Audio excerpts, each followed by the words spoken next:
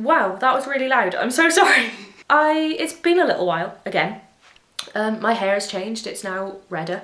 I have been working a lot leading up to Christmas, and now yesterday I finished for Christmas, which is very exciting. I now have 2 weeks where I am probably going to spend it just reading loads of books and catching up on blog stuff that I've missed, because it's just been mental. If you want to skip, by the way, if you don't care about my life update and you just want to know about my 5-star reads, skip to this time here, and you can just skip me talking about my boring life. This year it's just been ridiculous. Like, I feel like I haven't stopped. Like I said that last year as well, but I mean, compared to last year, this year's just been insane. Like, I joined a theatre group back in February, and since then I've done 2 shows in 1 year, and considering I literally haven't been in any like theatre, you know, stage shows since high school. Like, I'm now almost 25 in like a week, which is scary. And I haven't been in any like theatre shows pretty much since I was in high school. So then to do 2 shows in a year has just felt mental to me. Like, it's been so much fun. In June I was in Made in Dagenham, and then this month, literally just a couple of weeks ago, we did a musical version of Peter Pan. Show weeks are always so stressful. While I'm in them, I'm always just like, oh my god, I'm so stressed, I can't wait for this to be done. But when the shows are actually happening, I just love it so much. It's just kind of like the adrenaline of being in the show is just so much fun. I think I've definitely found the thing that I love doing, you know, apart from like this and blogging and stuff.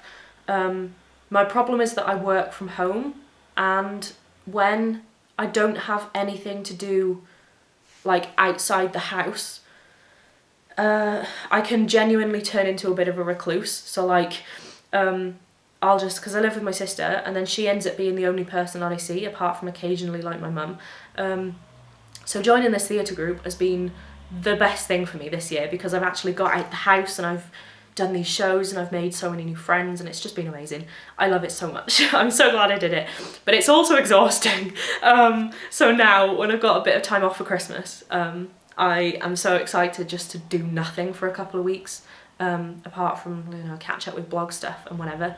It's going to be so good to have a proper catch up with everything, because I feel like I'm so disconnected from all my blog and video and podcast stuff that, yeah, it's just going to be so good to catch up.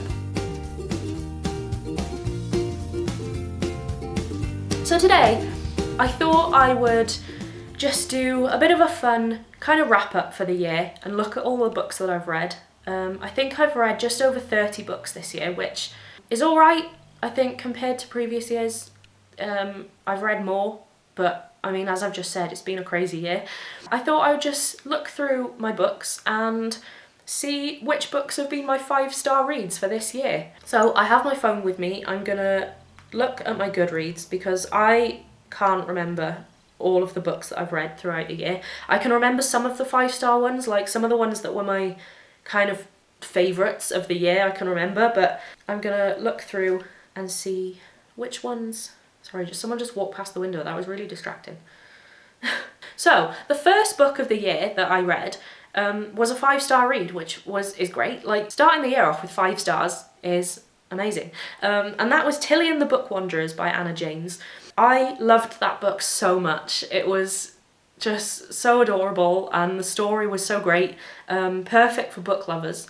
It's a middle grade, and I don't read middle grade very often, but this was just so good and I loved it. By the way, I've reviewed most of these, so any reviews that I have, if they're a video, I'll try and remember to put them up in the cards, or if not, I will just link them all in the description. I've had a lot of 5-star reads this year, by the way. This has been amazing. Like, for reading this year, it's been the best. Like, I think I've just picked my books really well. The next 5-star one was The Hate You Give. I have had that book on my shelf for so long now, and I just never got around to reading it.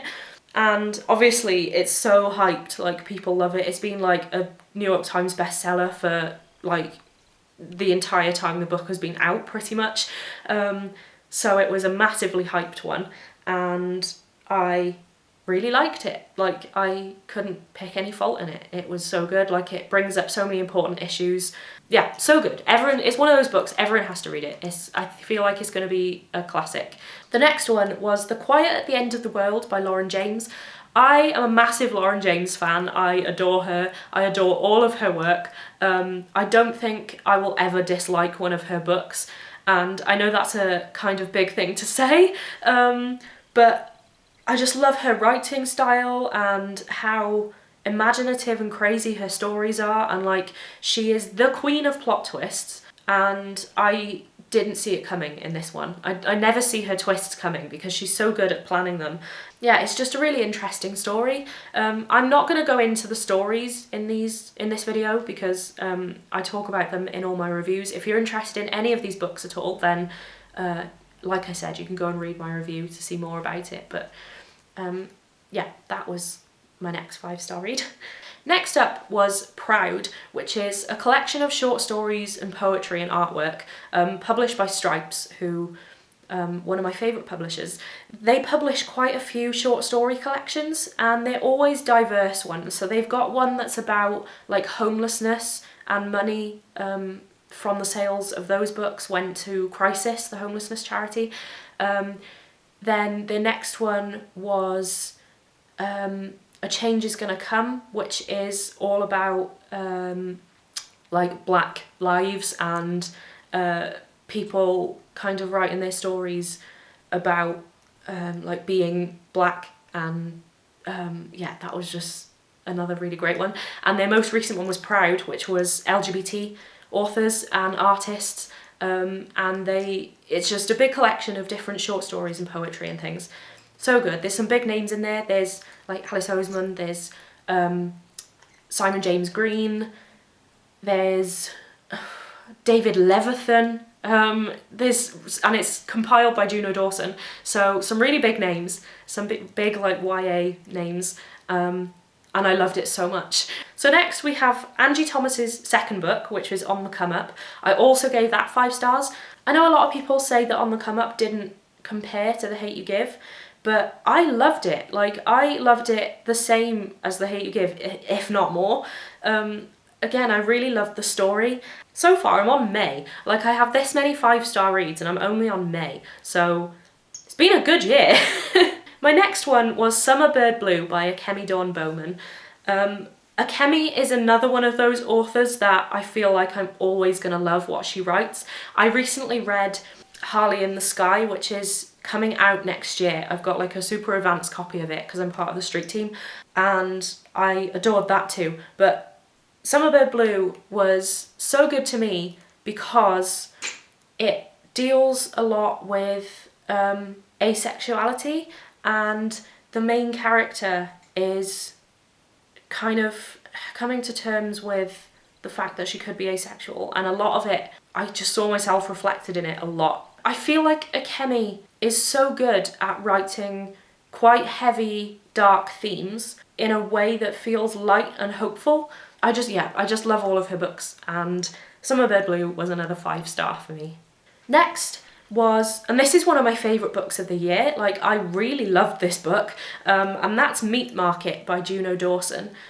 It kind of follows this teenager who is scouted to become a model, and she becomes like an international fashion model, and it's all to do with the fashion industry and how toxic it is, and kind of the higher ups in the fashion industry, how awful they can be, and it deals with like fame and just like body image, and all of these models have all their own issues. So like they've got eating disorders or they've got body image issues. It is such a good look into, like, the fashion industry is something that I have no interest in really, so I've never paid attention to it. I've never really researched it very much. So this was a really good way for me to kind of see how toxic it can be and how crazy it must be, like, as a teenager to just be a normal teenager and then be scouted into this crazy world. Yeah, you can tell that Juno did so much research into this book because it's just so well written and I loved it so much. It was one of my favourite books of this year. Next we have a little duo, that's Heartstopper Part 1 and 2. I gave both of them 5 stars. They're by Alice Oseman. Graphic novels about boys coming to terms with their sexuality, and one of them knows that they're gay and the other one is like unsure whether he's gay or bi or even straight, like he has no idea.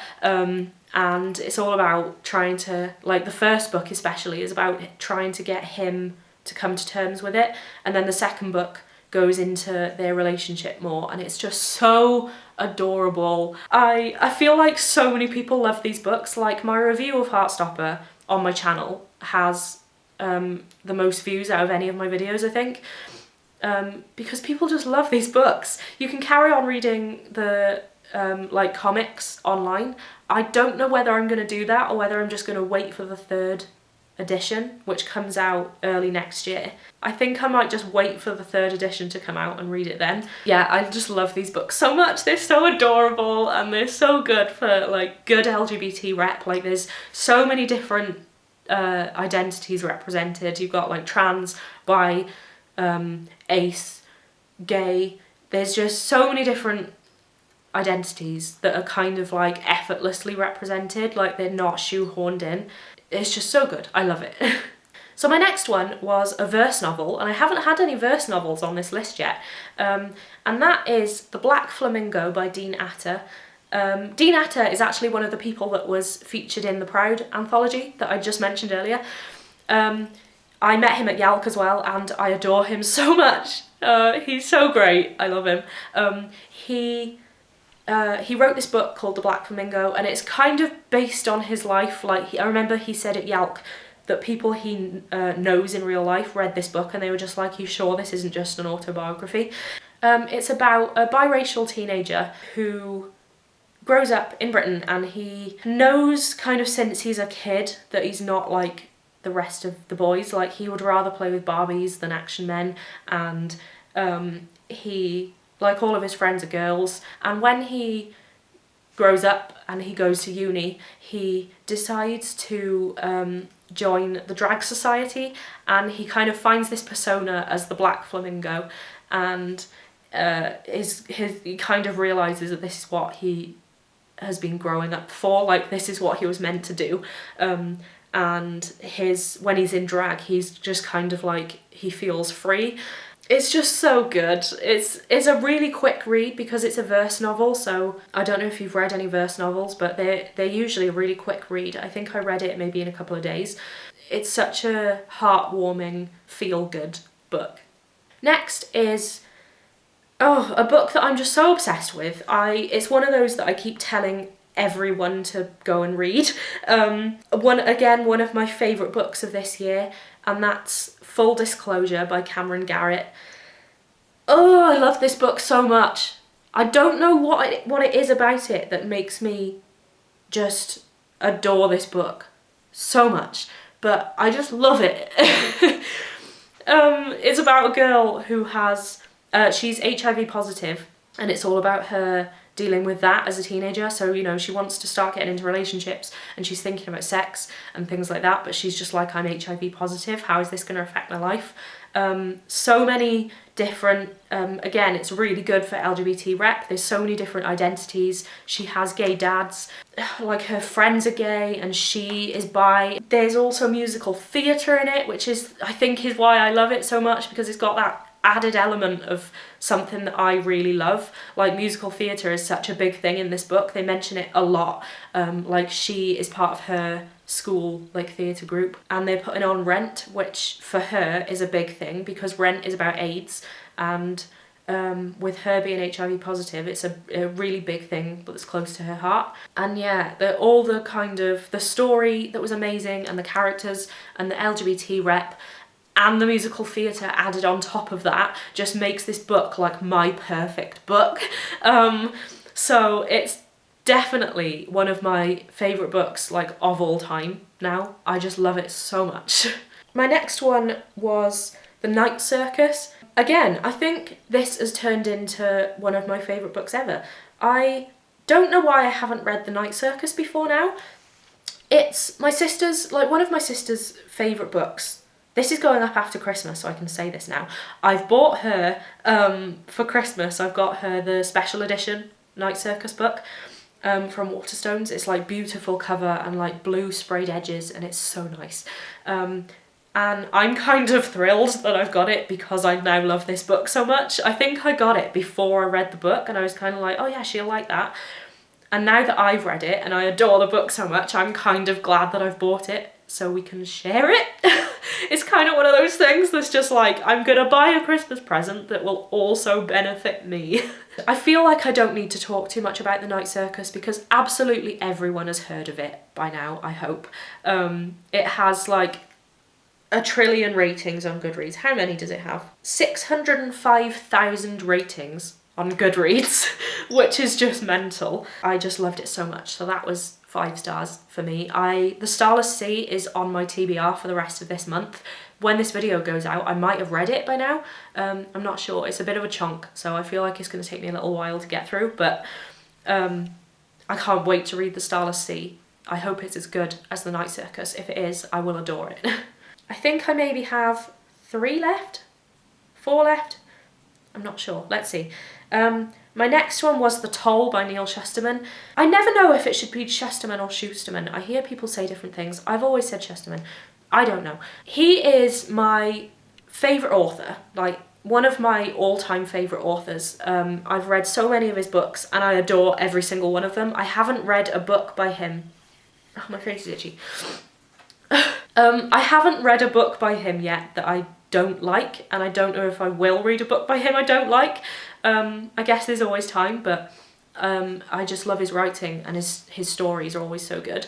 The Toll was the 3rd book in the Scythe trilogy. I love those books so much. I started listening to them on audiobook, so like the 1st and the 2nd books I read as an audiobook, and then The Toll I was like ecstatic because Walker, the publisher, sent me an early copy of it, and for someone who has been my favourite author for literally years, like I think I read Unwind by him when I was a teenager. It was years and years ago, and that series kind of made me realise I love his writing. So he's been one of my favourite authors for years, so to get an early copy of The Toll was just incredible, and the book was mind-blowing. Like it's the final book in the trilogy, and it did so well to wrap everything up. I don't think I have any questions that are left unanswered. It brought back some characters that I just adore, and it had really awful twists, and by awful I don't mean they were like bad plot twists, I mean they were twists that just made me gasp because I was just like, oh my god, what is happening? Like the entire world is gonna explode, because the villains were just doing things that were just like, oh my god, I couldn't believe some of the things that were happening. If you've read it, you probably know the bit that I'm talking about. There's one particular moment that is just horrifying, and made me hate the main villain of the books even more.